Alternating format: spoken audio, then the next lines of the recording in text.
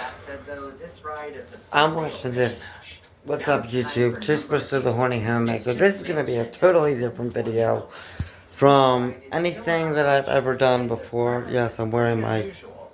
Basically, you have these chibi versions tattered of old famous pajamas monsters. shirt. Drac, Frank, Spook, Yeti, and They're Mummy. talking And the whole about ride dark is rides basically and just uncanny animatronics. mischief throughout a mansion. It's a And yes, I family-friendly, collect very my own. cartoony ride. Nobody has covered this.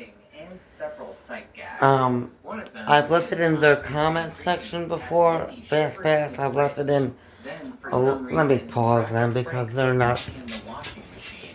And instead of looking sick or concerned, I'm gonna mute that because, um, yes, I'm gonna be talking about it. No, I'm not gonna be showing you visuals because this was done long before the internet could post pictures. Nobody, no, there are pictures out there that I took of them, but somehow or another they got confiscated when I was in high school. They were old, you know. When these animatronics were around, the only images that I know of were from a camera where you had to send your film away in the mail, wait 2 weeks to see what turned out and what didn't. And when I was taking these pictures, it was my birthday and I wanted to go to Marlo Furniture in Laurel, Maryland. And the reason I'm not going to be showing images and pictures because, like I said, this was long before the internet. And since nobody has covered these animatronics and given them the dignity that they deserve, well, I think it's high time I do. So I'll sit here in my chair in my animatronic den and tell you all about it with a laser pointing right in my mouth. No, so these animatronics, where to begin? I'm gonna walk around because get my juices flowing. They were the the thing that got me before my first trip to Chuck E. Cheese. Um, my parents used to go shopping for their furniture at Marlo Furniture, and in the early 2000s, late 90s, they did a remodel where they took all the animatronics out. God only knows where they are, but I will describe to you what they were from my memory because, as you can tell, I am totally obsessed with animatronics. And I think I know. Yes, I do know who created them. Sally Corporation created these animatronics. Um, except for one, and the one that terrified me, like to the point where I didn't want to go, but I did want to go because there was a man in a hot air balloon. Um, he was made to look like the owner of Marlo Furniture. And his name was Neil Glickfield. I'm not sure if he's still alive or not. Um, I, to my knowledge, I'm the only one that knows of the current whereabouts of these things.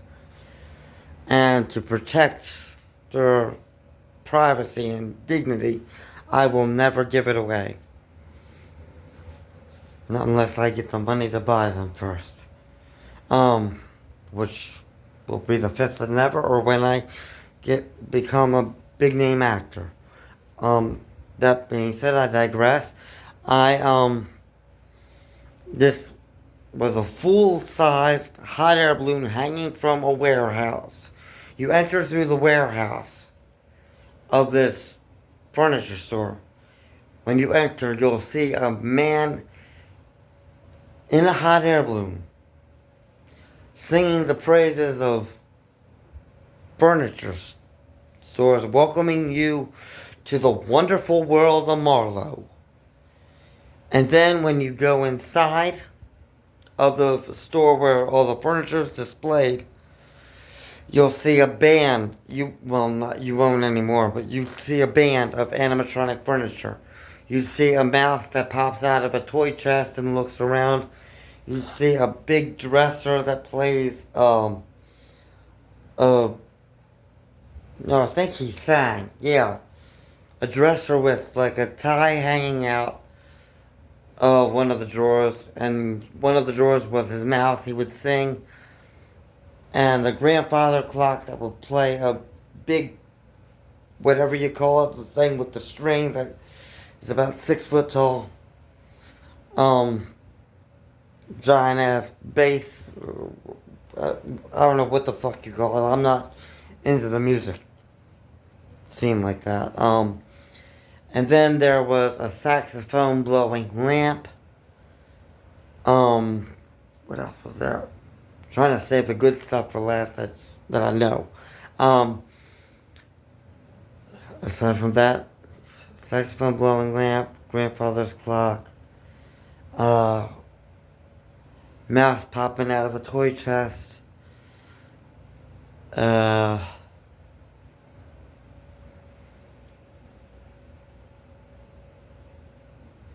think that was it. Other than the keyboard was a humanoid grandmother rocking chair hybrid. I mean, it looked like basically what it looked like this chair, but it was a rocking chair, and right here was a grandmother's face that came out of it, and two hands that came out of the arms, and she would be rocking back and forth, pounding on the keys of the keyboard. She didn't really have much of a body. She wasn't. She was part of the chair. It was really creepy, but for some reason, as a toddler, like 3 years old, I loved it. I loved her. She was one of my favorite animatronics, and currently is one of my favorite animatronics to have ever existed. That grandmother in that rocking chair. She was. I love that thing. That was up to date. That's one of my favorite animatronics to have ever existed. Um, and then that band was always full swing. The man in the hot air balloon was always in full swing, fully functional all the time. But then there was this guy. You go further into the store. There was this guy playing a piano. I always thought it was a statue until one day when I actually saw him moving, and it baffled the shit out of me because every other time I went there, it was always broken down, like completely broken down. And then when you go further into the store, there was this um, plexiglass case around this one Petey Posturpedic, which was a hybrid between a mattress and a human being. And he would, apparently, from what I've researched, I mean, there's not much information about these things online. You can look at, there's only one small article online about it in some website. I wish I could provide you the link to the website, but I'm not going to go through all that trouble because it involves some deep, deep digging into the internet to find any information about this. But apparently he danced way too wildly, and he needed to be put in a case. But I never really saw him dancing that much. I do know he rotated. He had like a rotating style bass. Again, there's no pictures of these things. There were. I did take pictures when I was in high school, and they confiscated them at school for some reason or another, and they never gave them back to me. And why does this bat look like he's dry humping the air? Look at this shit. He looks a little frisky.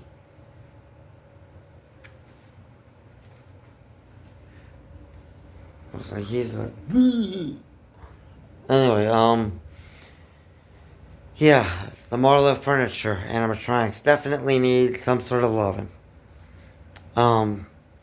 Hell, I'd like to do a petition to get them back into the store, and maybe I'll make a little return trip to Maryland just to visit them. I'll tell you one thing, if there was ever a petition to get those things back in the store, and they put them back in, I would visit my hometown and show you my stomping grounds. But yeah. This was a very special episode of, well, a very special, very different kind of video, an informational video on animatronics that no longer exist and that can't be found online at all, except for one little article with no pictures. And I don't even know where that article is. Show the Marlo Furniture Animatronics some love.